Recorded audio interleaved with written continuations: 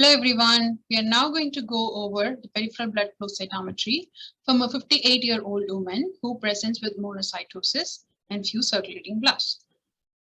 So the first plot is CD45 versus site scatter. We see a small population of lymphocytes here and small population of cells in the granulocyte gate.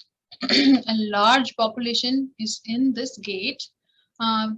I mean, it is not typically like the blast gate. Blast gate is usually here where it is dim CD45 and low site scatter. And this is kind of merging with the monocyte gate and the granulocyte gate. And there is a large population of cells sitting here clumped and clustered together. So let's just get them all as blasts and see what they express. These cells express CD33. They're negative for CD34. They're negative for 117. They express partial HLA-DR, or maybe these are two different populations. One is expressing HLA-DR. We don't know. Let's see. And in CD33 versus HLA-DR, we see one population that is bright for HLA-DR and CD33. And there are cells that are negative for HLA-DR and have dimmer CD33. And here, CD15 versus 34. This is a very important graph that shows majority of the cells here have a really bright CD15. We don't expect blasts to have such bright CD15.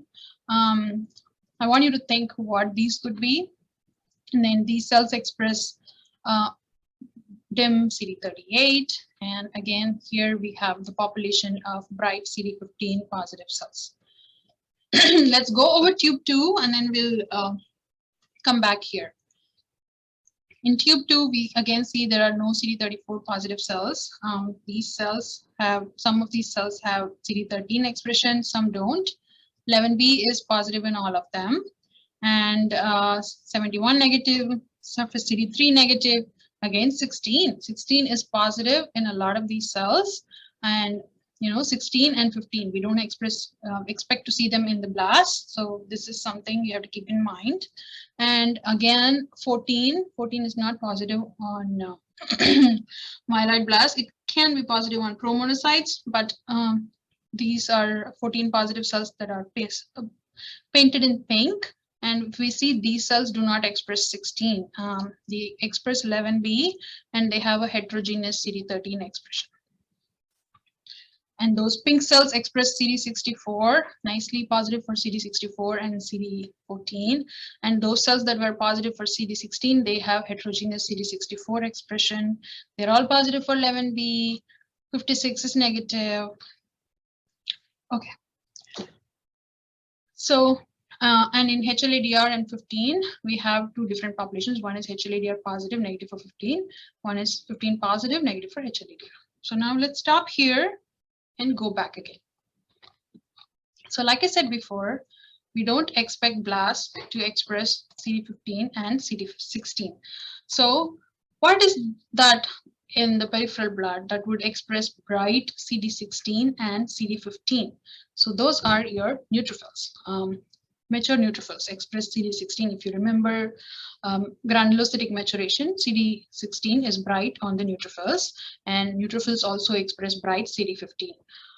So this is a patient who has monocytosis and few circulating blasts. So when you think about monocytosis in a patient, if it is, let's imagine that this is not a reactive process, then what would come to your mind at first, right? So you will think about CMML, a chronic myelomonocytic leukemia.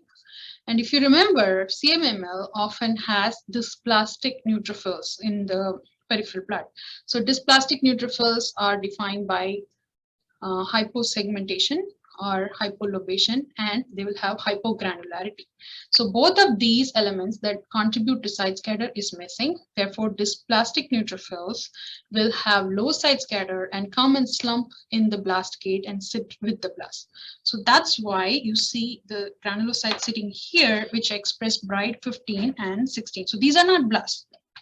And also, this gate is kind of, inseparable from the monocytes, right? So the other half that was HLA-DR bright, CD33 bright, expressing CD14 and CD64, that was negative for 15. Those are your monocytes. So basically this gate was composed of monocytes and neutrophils. So that's what they're saying.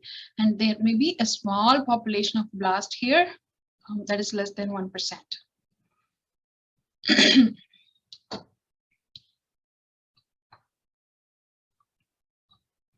And so like if you see here, this is what I'm talking about.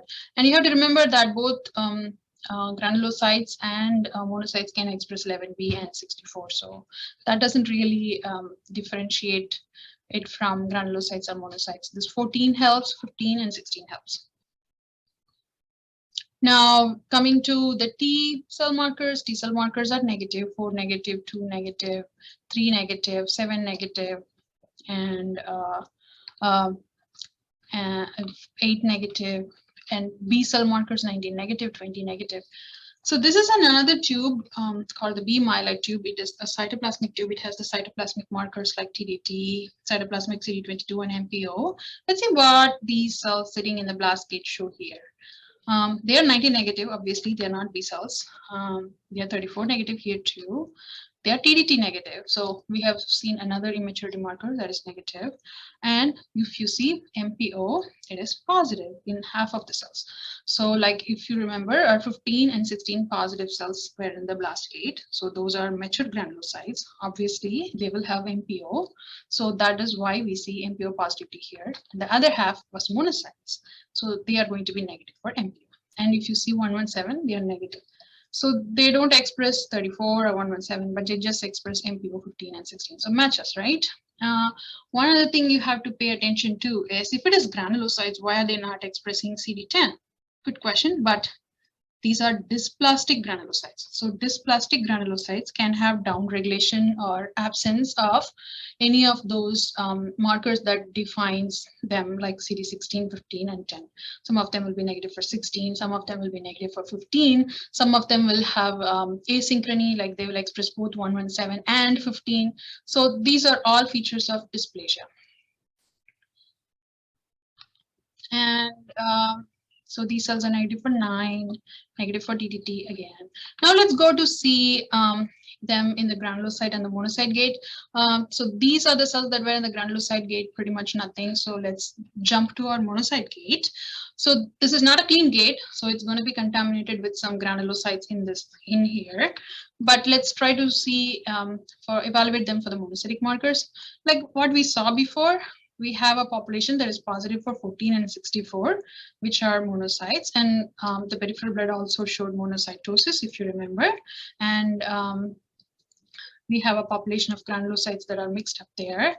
That is negative for 14. They have dim to negative CD64.